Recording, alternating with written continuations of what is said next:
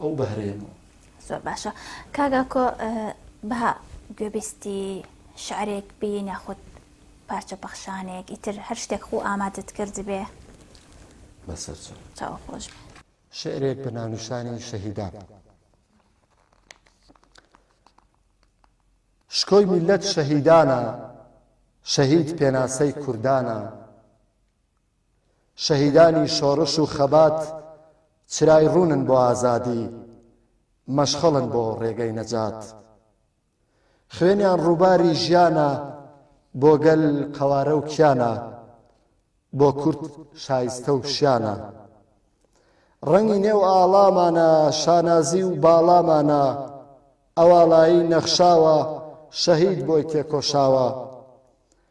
گشت سەنگەرێ بۆ بەرگری، خاک پارێزی و خۆڕاگری، بە خوێنی شەهید مۆر کراوە، بە ڕەنگی ئاڵ سۆر کراوە. شاهێدن بۆ گشت داستانێ، بۆ ڕزگاری کوردستانێ، لە هەر ئان و زەمانێ شەهید بوون شانازیە، لە پێناو نیشتیمانێ کات کاتی گیانبازیە. شەهید باڵای باڵاترە، لە دوندی گشت کێوەکان، ڕێی نەسرەوتن قەڵاترە، لە کۆسپ و نشێوەکان. نەخشەی وڵاتمان دروست کرد، لە ئێسک و پرووسکی شەهیدان، نەیارانمان بەدۆست کرد، بە ڕەنج و قوربانیدان. شەهید بۆ سربەخۆیی باوەشی لە خاک داوە، لە دڵی کوردپەروەران هەر بە نەمری ماوە. شەهید نەمامی سەربەستی بە خوێنی خۆی ئاوداوە، وەکو مەرد بە سەربەرزی چەکی شکۆمەندی تاوداوە.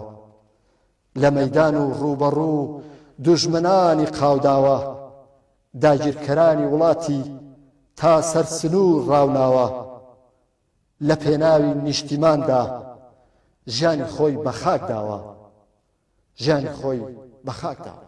دەستە خۆش بێ سەری ڕێز و نوازش بۆ هەموو شەهیدانی ڕێگای ڕزگاری خوازی کوردستان بە تاکیدی ئەم قۆناغەی ئەم سەربەخۆی کوردستان زادەی خوێنی شەهیدانە بە تاکید.